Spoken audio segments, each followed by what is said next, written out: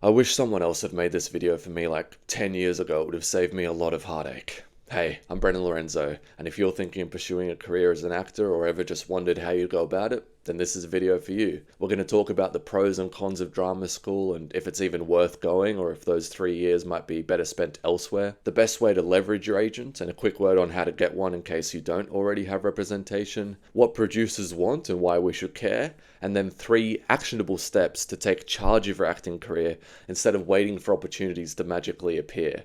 My advice will be centered around taking control and creating our own opportunities. I've dreamt of having a career on and off, but mostly on since I was 8 years old, or in other words, for the last 20 years. It first clicked with me when I was watching Home Alone as a kid, and I asked my parents, hey, how did he get to be in that movie? And they told me, well, he probably did some acting classes, went to an audition, and landed the role. And I asked, so can I do that too? And they said, absolutely. So I started taking acting classes within the month. They were incredibly supportive, which I know isn't the case for a lot of people that want to pursue the arts. So if you're watching this, thank you, Mum and Dad. I really appreciate it. As well as the acting classes, they also took me to talent shows, and I managed to win some, which was so much fun. I remember winning $25 when I was 8 years old for a Bugsy Malone monologue, and feeling rich. I was like, this $25 will buy me enough lollies to last a lifetime. Fast forward to 2015, I've left school and I end up auditioning for one of Australia's best acting schools, and I get in. Yay! I then spend the next 3 years learning from different professionals, doing a variety of plays and short films. I was working on my craft and having an absolute blast doing so. We were required to be at university 8 hours a day, 5 days a week, so for those 3 years I was dead broke. But I had riches of another kind. I felt fulfilled by the fact that I got to do what I loved every day, and to be honest, as long as I had enough money for the bus and maybe a burrito at lunch, I was happy. But my education wasn't as comprehensive as it could have been. Whilst the lessons I learned about performing were invaluable, the degree lacked any real information on the business side of show business.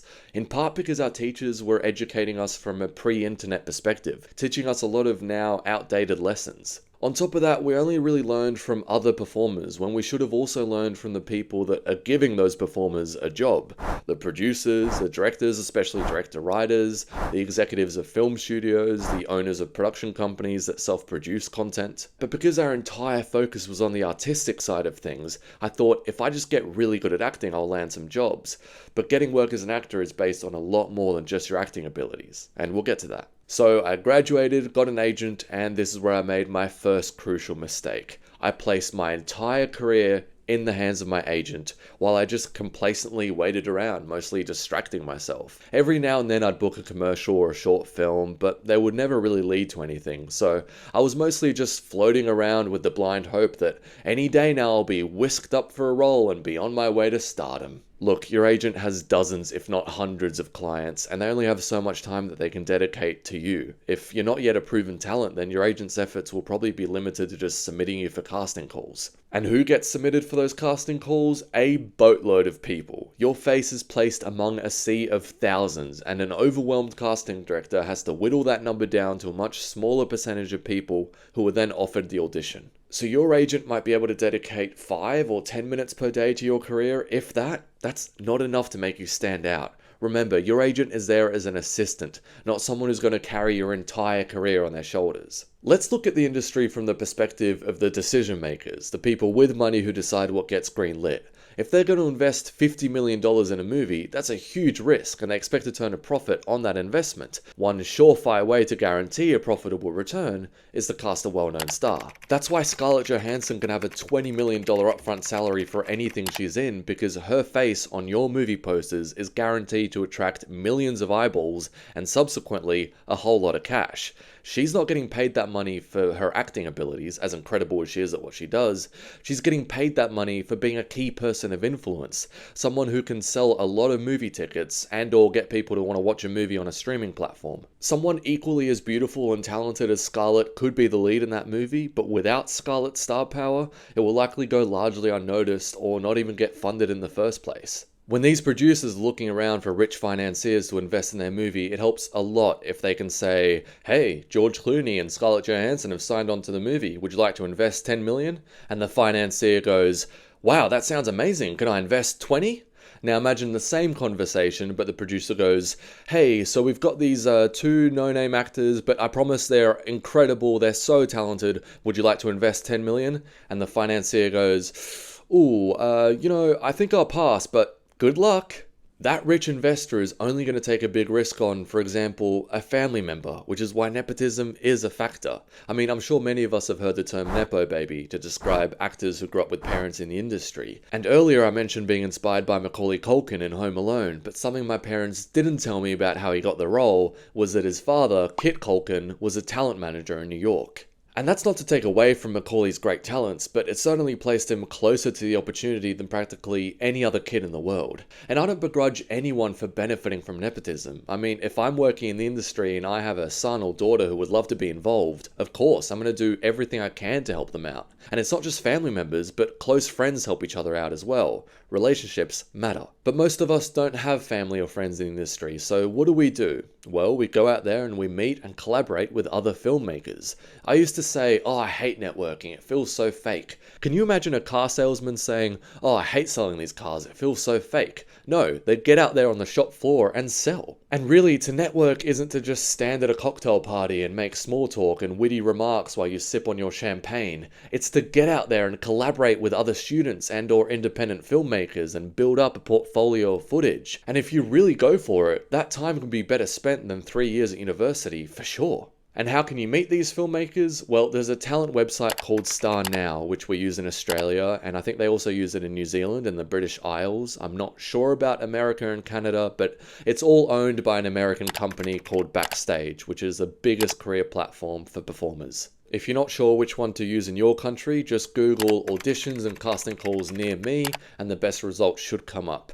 I'm in the UK at the moment, so it's showing me Mandy, Star Now and Backstage, which are the only 3 options you need. It doesn't matter how great you are at acting, you're still going to be a lifelong student. We all are. There's always more to learn. And a bodybuilder doesn't get buff and stop going to the gym. They keep putting the reps in, at least to maintain the body they have. And we also need to consistently keep going to acting classes and building up our acting muscles. And the ones that I would recommend going to the most are workshops with casting directors, the people in charge of deciding who gets to audition for upcoming projects. It's often not going to be cheap, but it is a great way to meet your local casting directors, forge a relationship with them, show them your work, collaborate with other actors, and work on your craft all at the same time. Lots of perks. But the casting directors can only do so much. They can only really just put you in front of the key decision makers. So make sure you're also reaching out to film and TV directors and producers. Tell them how much you admire their work and that you hope to work with them one day. Look at the films that are getting into film festivals in your city or within a day's drive away. These are your local filmmakers that you want to be creating connections with. And also, don't be afraid to contact bigger directors and producers through LinkedIn or your agent if you have one. Even if your agent is only half decent, you'd be surprised how many people's contact details they can get a hold of. I'm not going to get into the nitty gritty, but real quick for everyone who doesn't have an agent yet, it basically requires having a good 3 minutes of footage that you compile into a showreel, and this footage can either be from a student short film or a scene you paid to film professionally, or even just an audition of you at home. You then need to get professional headshots by Googling or Instagram searching headshot photographer near me. You sign up for a 1-month free trial of IMDb Pro and you search for the top 100 agents in your country and you email all of them your headshots and showreel, and if none of them are agreeable, then you email the next 100 on IMDb Pro until you'll eventually find an agent who will give you a shot. So getting your agent, doing lessons with casting directors, and collaborating with your local filmmakers is all great, but you may find, like many actors, you hit a ceiling where you can get work in the indie market, but the professional market with the ambitious projects you dream of being a part of feels closed off to you. So who's deciding who gets those jobs? Well, the people with the most money have the highest leverage, so film producers. That's why Harvey Weinstein was able to do what he did for so long and get away with it, because when it comes down to it, they're really the most powerful people in Hollywood. And what do they want? Guaranteed eyeballs. Luckily, there's a way to guarantee those eyeballs, and by that I mean audience members, in a way that we never could before. I mean, before the age of the internet, celebrities were far and few between. Back then, the only way to grow a fan base was through a record label, a TV network, a film studio, the radio, a publisher, etc. So in some ways it was harder to break through because you had to get approval from one of these select few gatekeepers. But in other ways it was easier because there were fewer celebrities to compete with. But now there are heaps of self-made celebrities through YouTube, Instagram, Facebook, TikTok, so when a producer can't find a big name actor, they'll look for the next best option, which is a micro-celebrity online who has a decent fan following and can guarantee a pretty good amount of interest in their show or movie. This channel is kind of my attempt at doing exactly that. But I'm not going to sit here and say that everyone who wants to be an actor should create content and grow a fan base online. It's not suited to everyone, and it's very time consuming and challenging, so if you're not really into it, then you probably won't have the motivation to give it your all anyway. And that's fine, I'm just raising it as an option that, hey, producers want eyeballs, and there's a way that you can go and get those eyeballs with no one's permission, just hard work, creativity, and persistent patience. You can definitely get lucky and get cast in a short film or an indie feature film that does really well and gets lots of awards at film festivals. That's certainly a way to raise your star power without being a star beforehand. But let's be real, most of those indie films flop, and whether it succeeds or not is largely out of your hands. And the big theme of this video, if there is one, is to focus on the things that we can directly control, not the things that require too much luck. I mean, take those opportunities when they come, but don't bet the house on them coming. Waiting for someone else to give you the opportunity is basically like buying lottery tickets in the hopes of getting rich. I mean, sure, some people get rich through the lottery, but it would be silly to bet your whole life savings on that. So instead of waiting around, you can go ahead and create your own opportunities. That's certainly a step in the right direction. Which actor do you think has a better chance of making it? The one that just puts their hand up and says, pick me, when someone else is making a project? Or the one that takes proactive action to create their own projects?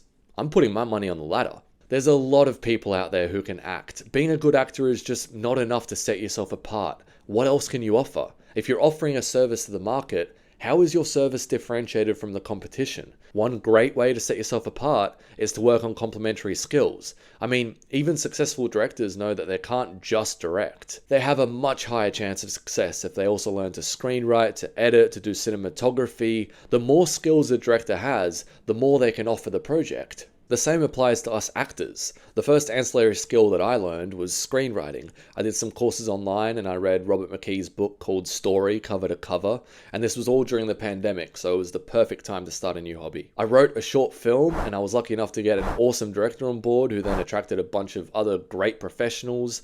I crowdfunded $6,000 and ended up having to spend another $6,000 of my own money. It ended up costing way more than I initially intended, but I'm almost glad I didn't know how much it was going to cost, because otherwise I may not have even started it at all. And it turned out, well, have a look. Here's a snippet of me playing a criminal who returns the wallet to his victim. So give me back my fucking wallet. If you want a freight feed.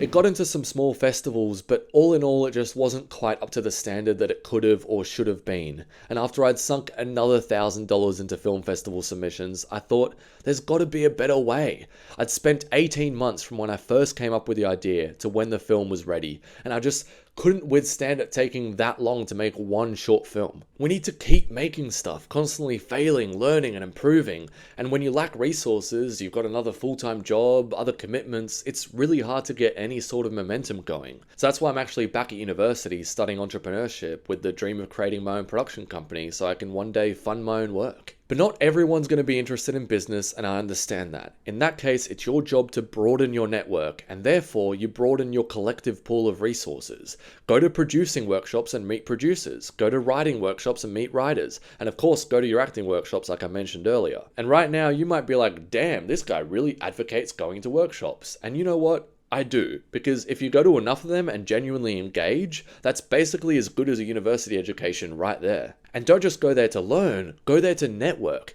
You may not have the resources to make work on your own, but by making building relationships with other people your top priority, you can collaborate and pool together your shared resources. Whatever way you do it, whether you focus on increasing your income like me, or you focus on teaming up with other people to create work together, just don't let yourself fall into the trap of waiting around for opportunities to happen. Make them happen. And don't just take it from me. I recently heard A-list actor Ethan Hawke talk about taking charge of his career by pursuing ancillary things like directing and writing.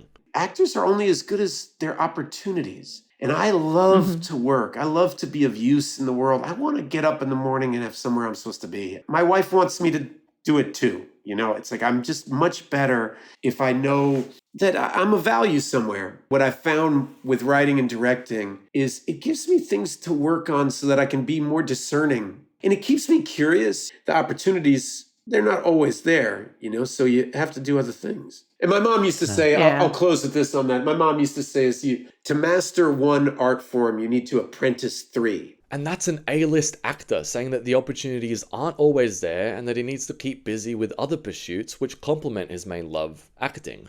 If that advice is good enough for Ethan Hawke, it's good enough for me. You know, I almost didn't make this video because I thought a lot of this stuff that I'm going to be talking about, I'm still in the process of executing and I haven't achieved it all yet. I thought to myself, oh, once I have a production company, that's when I'll share this video.